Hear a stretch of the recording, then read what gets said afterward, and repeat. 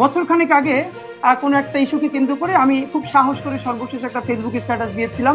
স্ট্যাটাসটা রয়ে গেছে এখনো। এইটার পরেও অনেকে আমাকে বলেছে যেটা আমার হাইড করা দরকার।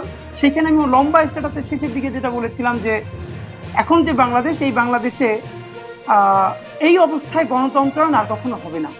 বাংলাদেশের ভবিষ্যৎ দুটো, ফ্যাসিজম হতে হতে রাষ্ট্রের মানুষের অধিকার সংকুচিত হতে হতে আরো সংকুচিত হবে, হতেই হবে।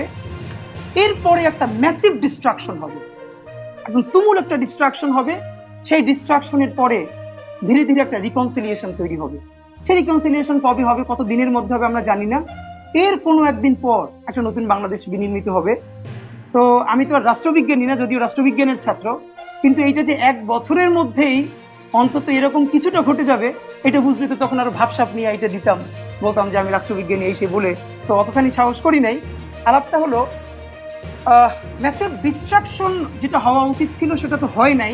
আমি সবসময় বলি জুলাই আন্দোলনটা আমাদের যেভাবে হাইলি একদম মানে শোক যে 15 দিন ছিল, যদিও প্রচুর রক্তপাত হতো, আরো অন্তত যদি এই আন্দোলনটা 3 থেকে 4 মাস কন্টিনিউ করতো তাহলে বাংলাদেশের জন্য অনেক ভালো হতো। এই অর্থে ভালো হতো, খেয়াল করেন, আমরা এই ফ্যাসিবাদ পতনের জন্য বিভিন্ন গ্রুপ থেকে বিভিন্ন শ্রেণী পেশার মানুষ যখন রাজপথে নামলো, আমরা কাউকে চিনি না, মুখ চিনি না, কার কি মোটিভ জানি না, কার কি আদর্শ জানি না, আমরা সবাই মিলে হাসিনা পালিয়ে গেল। কিন্তু যেটা 3-4 মাস ধরে হতো, আমরা একে অপরের মধ্যে বোঝাপড়া তৈরি হতো।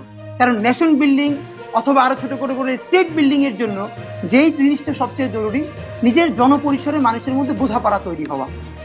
শাহবাগ এমন একটা বিভাজিত সমাজ তৈরি করে দিয়েছিল, বোঝাপড়া তো দূরের কথা।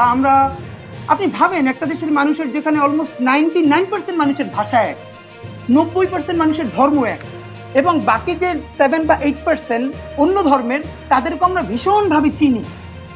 কি পরিমাণ হোমোজেনাস একটা জায়গা, সেইখানকার মানুষের মধ্যেও যে পরিমাণ বিভাজন তৈরি হলো, সেই বিভাজনের দাগ তো 1 দিন 2 দিনে ঘুচবে না।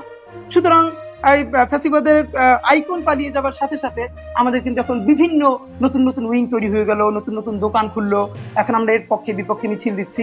সেই অর্থে বলেছিলাম আরো আমাদের রক্ত ঝরতো, তবে 3-4 মাস যদি আরো হতো, আমরা ইন দ্য মিন টাইম অনেক বোঝাপড়া তৈরি করে ফেলতে পারতাম আমাদের জাতি গঠনে।